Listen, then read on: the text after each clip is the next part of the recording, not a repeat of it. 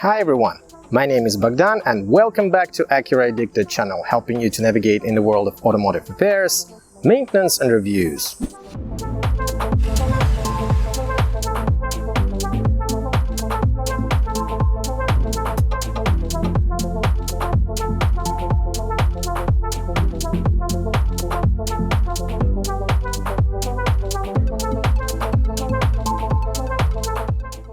I'm kicking off the first episode of the fourth season of Make Acura Great Again project by an episode where I'm replacing the front left lower control arm on a second generation Acura MDX.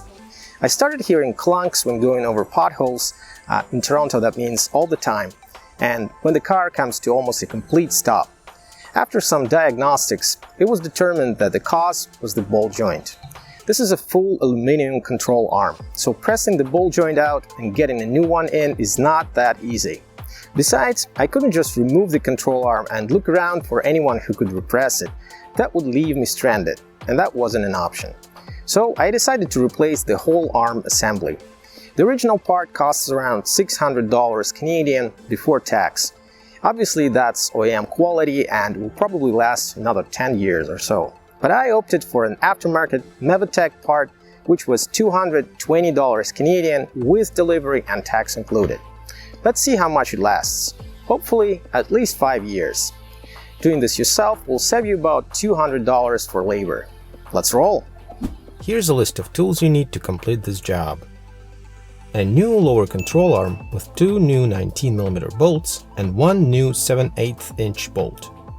A 14mm, 19mm and 7/8 inch socket with a 1/2 inch ratchet, 3/8 inch ratchet and a breaker bar. A 19mm wrench. A pry bar. A torque wrench if you want to properly torque your fasteners. A ball joint removal tool, or better yet, a pickle fork. A rubber mallet. A small sledgehammer. A decent work light. Pliers. Brake cleaner. Paper towels. Impact wrench to speed up the process. Penetrating oil to help loosen stubborn fasteners. Thread locker. A magnet tray for sorting out bolts and nuts.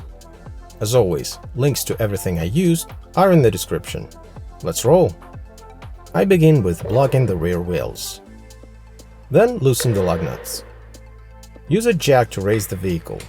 I'm using a new tool I have, a combination of a bottle jack and a stand in one. Very convenient. The job will require a lot of wiggling and rocking, so it's best to take additional precautionary measures. In my case, I'm using another jack stand under the subframe and another jack stand in the front jacking point.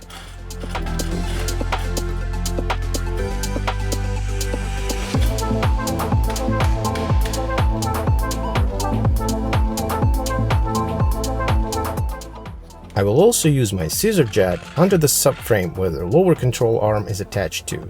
You can never be too careful. Here's how you diagnose a bad ball joint. It's best to have someone else to help you. Now grab the wheel at 9 and 3 o'clock and pull it from side to side. There should not be any play in the ball joint area. Additionally, you can use a pry bar and pry the control arm in the ball joint area. You can clearly feel and hear excessive play here. Let's proceed with replacing it.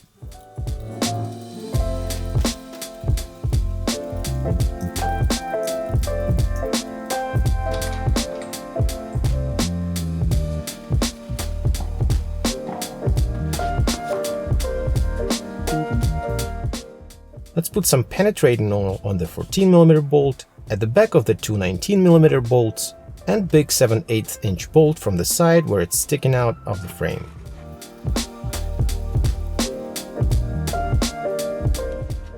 And of course, the castle nut. But first, remove the locking pin out of the castle nut using pliers.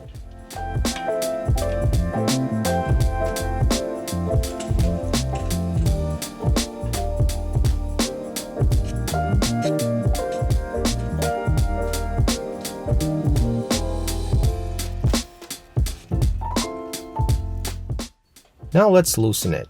It's a 19mm nut and you won't be able to use a socket here because there's no space for it. So I'm using a wrench.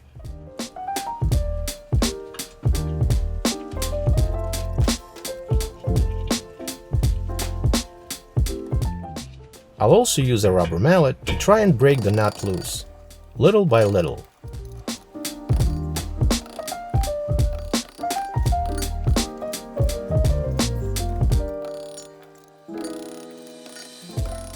Got it! Next step would be to remove the ball joint pin from the knuckle. This turned out to be the most difficult part. I used a special ball joint removal tool which turned out to be useless. I also hammered the control arm under pin tension.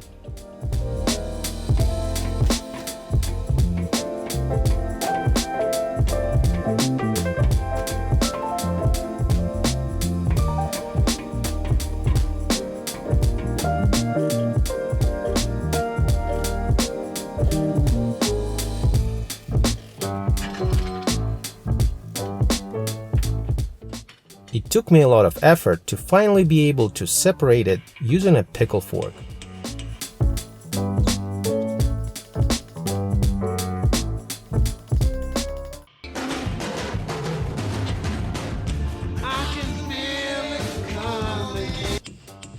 Obviously, that will likely destroy the boot, but that's okay in our case, since we are replacing it.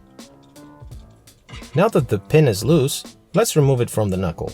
There are actually lever tools to make that easier, but I don't have any of those, so I'll just press on it with my body weight and use a pickle fork to get it out.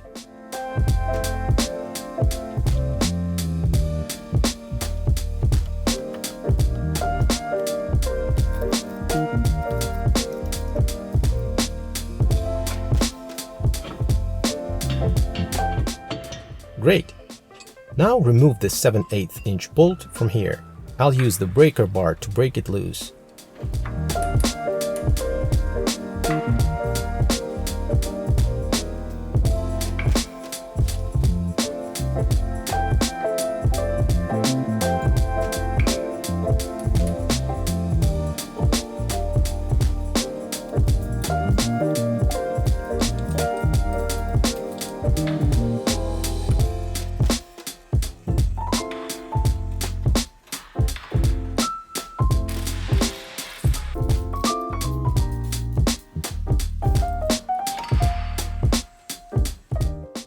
Remove the two 19mm bolts from under here, and don't forget the one 14mm bolt on top that secures the sway bar bushing.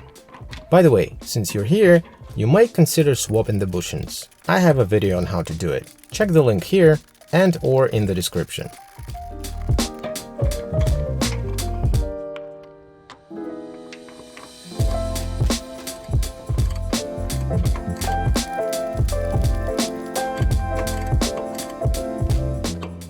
Removing the bolts wasn't bad at all, unlike I expected.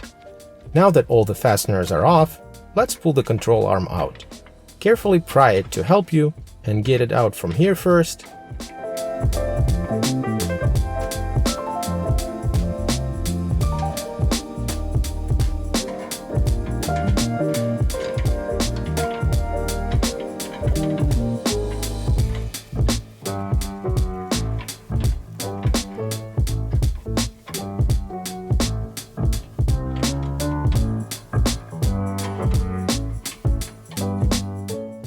Now pull on this side and wiggle it out.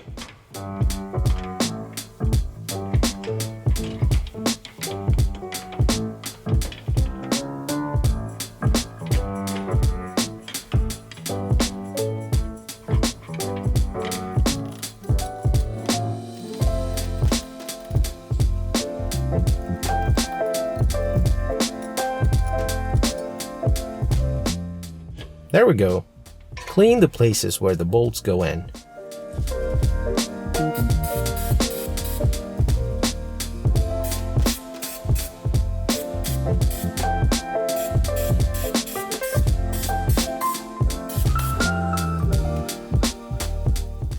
Here's the old one compared to the new one. A good idea to check if they're almost the same before installing it. Of course, in this case they won't be identical because the new one is aftermarket, but pretty close.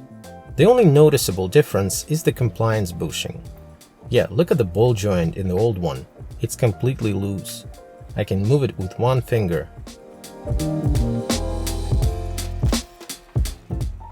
The new one doesn't move at all. It has the bushing protector on, as well as it comes with a new castle nut and the pin.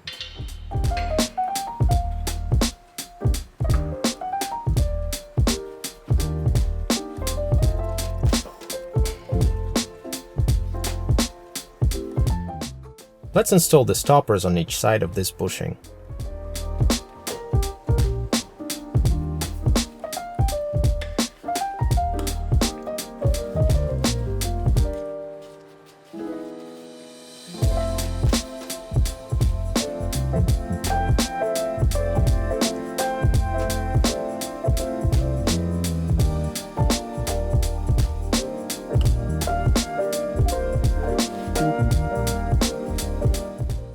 Okay, let's install the new lower control arm.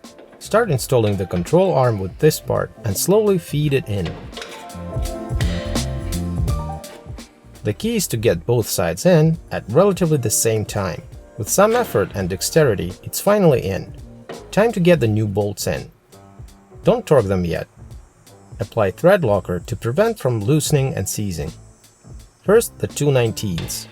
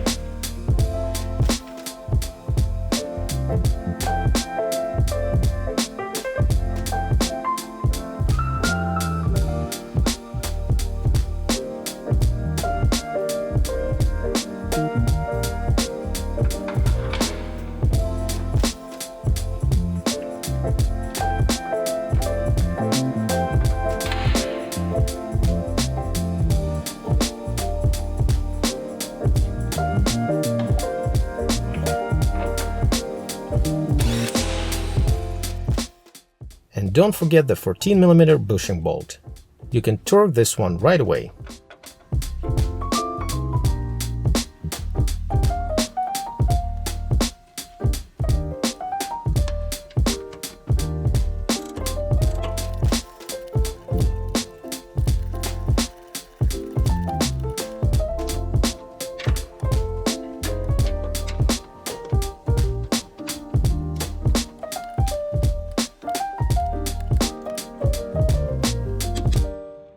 Now another difficult part, getting the ball joint pin into the knuckle. The problem is that if you raise the knuckle with a jack to get some way, it's going to tend to move outside, since there's nothing holding it in the bottom at this time. Don't go too hard on this, as you're risking pulling the drive shaft boot, which is exactly what happened to me during one of my previous attempts. So I used my weight to lower the control arm as much as possible and finally was able to bring them together. Done! And now the 7/8 inch bolt.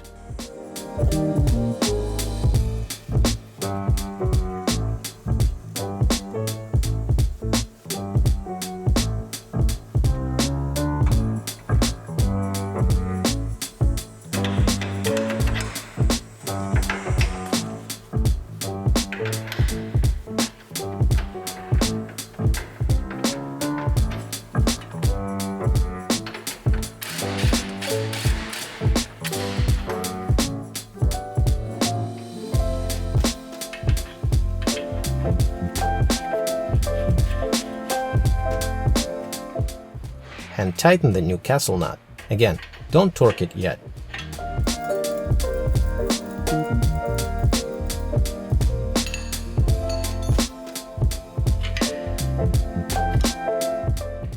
Let's check the ball joint for play.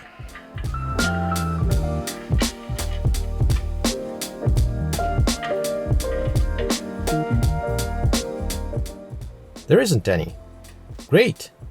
Now that everything is back together, use a jack under the control arm to raise the knuckle and load it with the vehicle's weight.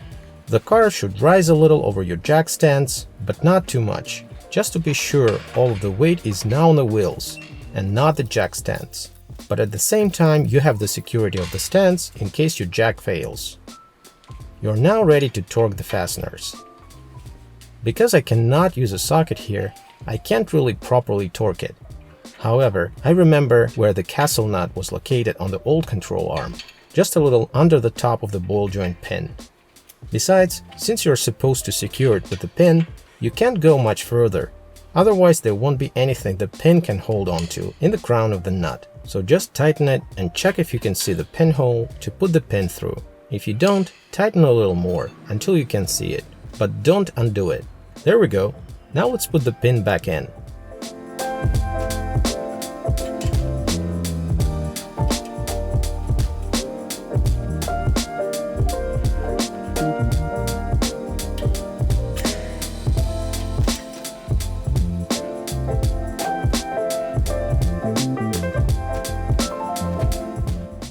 Now the 7/8 inch bolt.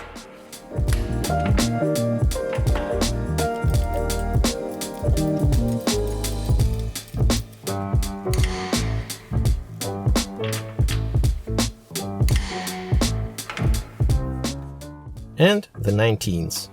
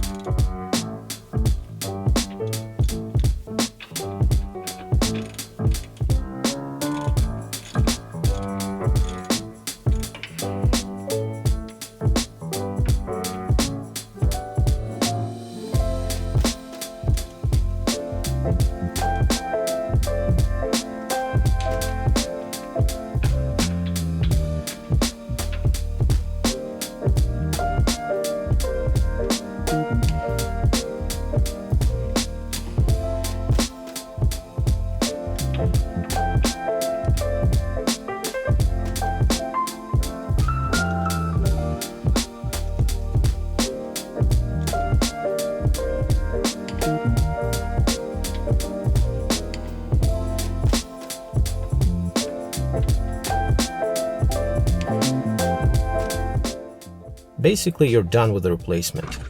We can lower the knuckle to put the car back on stands. Put the wheel back on.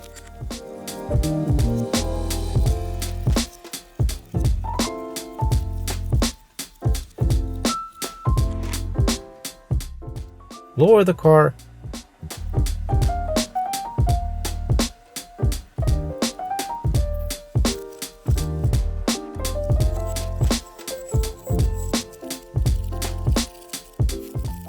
And torque the lug nuts. And don't forget to unblock your rear wheels. Get the alignment done as soon as you can. And that's it. This was quite an adventure, I should say. It took me 3 attempts on different days to complete, but it's finally done. You're almost guaranteed to need an alignment after, which I did at Acura. The alignment was off a little bit, the car was pulling a bit to the right. But they fixed it. This is probably the first time I'm using a non-OEM part, so I'm curious how long it lasts. Time will tell. Thank you for watching. If you liked the video, give it a thumbs up. Leave your comments below and hit that subscribe and bell buttons for more videos on this channel. And as always, drive safe, use your turn signals, and remember, anything is possible with the right tools and motivation. See you next time!